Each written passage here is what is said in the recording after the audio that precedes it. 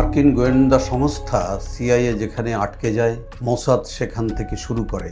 দীর্ঘদিন ধরে মার্কিন প্রশাসন শেখ হাসিনার সরকারকে ক্ষমতাচ্যুত করতে নানাবিধ পরিকল্পনা করে আসলেও অবশেষে মোসাদের মাধ্যমে সফলতা পেয়েছে।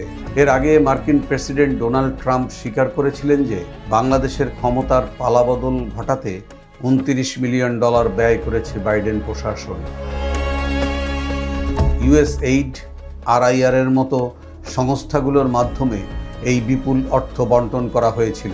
এসব অর্থ দিয়ে মিডিয়া, বুদ্ধিজীবী, সাংবাদিক, শিক্ষক, রাজনীতিবিদ ও উচ্চপদস্থ কর্মকর্তাদের এজেন্ট বানানো হলেও শেখ হাসিনার চারিপাশে আস্থাভাজন হিসেবে পরিচিতদের এজেন্ট বানাতে পারেনি সিআইএ। ফলে বারবার ব্যর্থ হয়ে মোসাদের দ্বারস্থ হয় তারা।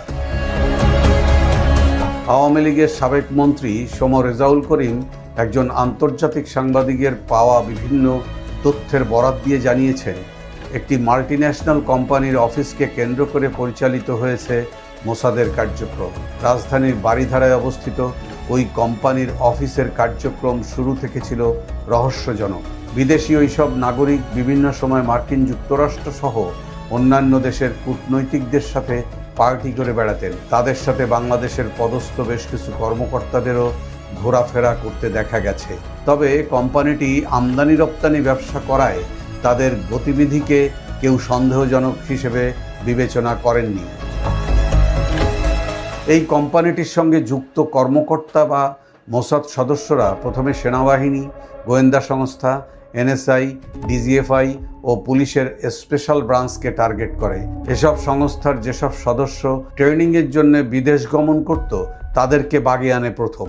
পরবর্তীতে তাদেরকে এই সংস্থাগুলোর সর্বোচ্চ ক্ষমতাসীন কর্মকর্তাদের আশেপাশে পদায়ন করা হয়।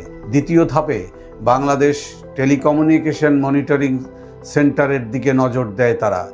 এক্সপার্ট হিসেবে নিজেদের ট্রেন করা এজেন্টদের NTMC-তে নিয়োগ দেওয়া হয়। ইদানিং সাবেক প্রধানমন্ত্রী শেখ হাসিনার যেসব কল রেকর্ড ফাঁস করা হচ্ছে, সেগুলো NTMC-তে রেকর্ড করা হয়েছিল বলে জানা গেছে। এই সংস্থাটির প্রধান মেজর জেনারেল জিয়াউল আহসান বর্তমানে কারাগারে রয়েছেন। শেখ হাসিনার ঘনিষ্ঠ হিসেবে জিয়াউল আহসানের আলাদা পরিচিতি ছিল। অনেকেই তাই বলার চেষ্টা করছেন, জিয়াউল আহসানই শেখ হাসিনার কলগুলোকে রেকর্ড করে রেখেছিলেন এবং নিজে বাঁচার জন্য এখন তা সরকারের হাতে তুলে দিয়েছেন, যা আদতে সত্য নয়। বরং জিয়াউল আহসানের অগোচরেই রাষ্ট্রীয় স্পাইওয়্যার ব্যবহার করে এসব কল রেকর্ড করেছে NTMC-এর মোসাদ এজেন্টরা। তৃতীয় ধাপে গণভবন কেন্দ্রিক শেখ হাসিনার বলয়কে টার্গেট করে এজেন্ট বানানো শুরু হয়। ফলে শেখ হাসিনা কখন, কোথায়, কি করছেন সবই মোসাদের নখদর্পণে ছিল। শেখ হাসিনার রাষ্ট্রীয় গাড়ি চালক থেকে শুরু করে আওয়ামী লীগের শীর্ষ পর্যায়ের অনেক নেতা বিক্রি হয়ে গিয়েছিলেন। আবার যেসব রাষ্ট্রীয় উচ্চপদস্থ কর্মকর্তারা সরকারের উপর স্বার্থের কারণে অসন্তুষ্ট ছিলেন, তাদেরকেও উপঢৌকনের মাধ্যমে কাজে লাগিয়েছে মোসাদ। ফলে জুলাই আগস্টে শেখ হাসিনা যে পরিকল্পনাই হাতে নিয়েছেন, তা মোসাদ আগে থেকেই জেনে ফেলত। এতে শেখ হাসিনার নেওয়া কোনো পরিকল্পনাই বাস্তবিক অর্থে কাজে আসেনি। সবচেয়ে অবিশ্বাস্য বিষয় হচ্ছে, এইসব এজেন্টদের ব্যবহার করে গোয়েন্দা কার্যক্রমে ব্যবহৃত বিভিন্ন চিপ গণভবনে প্রবেশ করানো হয়েছিল। ইসরায়েলে নির্মিত এসব চিপ বাজারে নির্মিত মেটাল ডিটেক্টরে ধরা পড়ে না। আরও ভয়ঙ্কর বিষয় হচ্ছে, এজেন্টরা 5 আগস্টের আগেই স্নাইপার ক্যামেরা ও রাইফেল ঢুকিয়েছিল গণভবনে। তাদের উদ্দেশ্য ছিল, যদি কোনো কারণে বিকল্প পথে বা লুকিয়ে শেখ হাসিনা পালিয়ে যেতে চান, তাহলে যেন তাকে ডিটেক্ট করে হত্যা করা যায় সহজেই। অর্থাৎ প্রধানমন্ত্রীর নিরাপত্তা বাহিনী তথা SSF-এর মধ্যে মোসাদ এজেন্টরা ঘাপটি মেরেছিল। 5 আগস্ট শেখ হাসিনার হেলিকপ্টারে ওঠার ভিডিও ক্লিপটি এভাবেই ধারণ করা হয়েছিল। তবে হেলিকপ্টারে চড়ে শেখ হাসিনা ভারত গেলেও কেন তাকে হত্যা করা যায়নি, খুঁজব সেই প্রশ্নের উত্তর। সম্প্রতি সাবেক সেনা কর্মকর্তা ও খালেদা জিয়ার নিরাপত্তা উপদেষ্টা ফজলে এলাহি আকবর একটি সেমিনারে জানিয়েছেন, 5 আগস্ট সকাল 10টায় সেনাপ্রধান ওয়াকারুজ্জামান তাকে সেনা সদনে ডেকে নেন। 4 আগস্ট রাতে তাকে বিভিন্ন রাজনৈতিক দলের প্রধানদের একত্রে নিয়ে ক্যান্টনমেন্টে আসার দায়িত্ব দেওয়া হয়েছিল। অর্থাৎ 4 তারিখেই শেখ হাসিনাকে উৎখাত করার সেনা ষড়যন্ত্র নিশ্চিত হয়ে গিয়েছিল। ফজলে এলাহির ভাষ্যমতে 5 তারিখ সকাল 10:30 ভারতীয় সেনাপ্রধান ওয়াকারুজ্জামানকে টেলিফোন করেন। তাদের মধ্যে কী কথা হয়েছিল তা অজানাই রয়ে গেছে। JMG Cargo, the top demand sales agent and cargo specialist. We can collect your goods from anywhere in the UK within 24 hours and deliver to Bangladesh in 3 to 4 working days. Look no further for a better, highly secure and friendly cargo service. JMG Cargo. Call us on 020 7247 8878. Open 7 days a week. JMG Cargo. If you like our service, tell others. If not, tell us.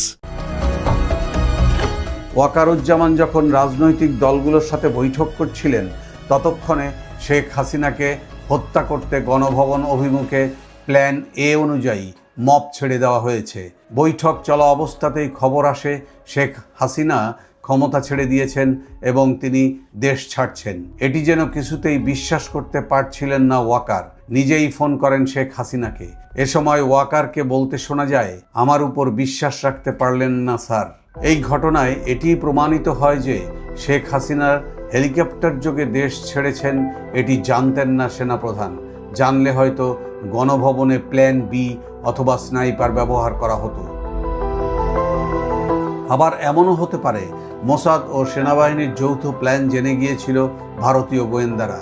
সে কারণেই সকাল 10:30টায় ভারতীয় সেনাপ্রধান ওয়াকারুজ্জামানকে ফোনে এমন কিছু বলেছিলেন যাতে Waker plan B থেকে পিছু হটতে বাধ্য হন, অথবা তিনি ভারতীয় পরিকল্পনার কাছে শেষ মুহূর্তে ধরাশায়ী হন। ফলে ওয়াকারের অগোচরেই নিজের প্রভাব খাটিয়ে সামরিক হেলিকপ্টারে চড়ে ভারতে চলে যেতে পেরেছিলেন শেখ হাসিনা। কিন্তু সেদিন আসলে কি ঘটেছিল তা হয়তো কোনোদিনও জানা সম্ভব হবে না। তবে এটি পরিষ্কার যে সিআইএর $1 মিলিয়ন প্রজেক্ট যখন বারবার ব্যর্থ হচ্ছিল, ঠিক তখনই মোসাদের সাথে যৌথ পরিকল্পনায় সফলতা পায় মার্কিন প্রশাসন। মোসাদ আরেকবার প্রমাণ করে দিয়েছে কেন তারা সারা বিশ্বে দুর্ধর্ষ হিসেবে বিবেচিত হয় এবং তাদের ভয়ে কেন সবাই আতঙ্কগ্রস্ত থাকে।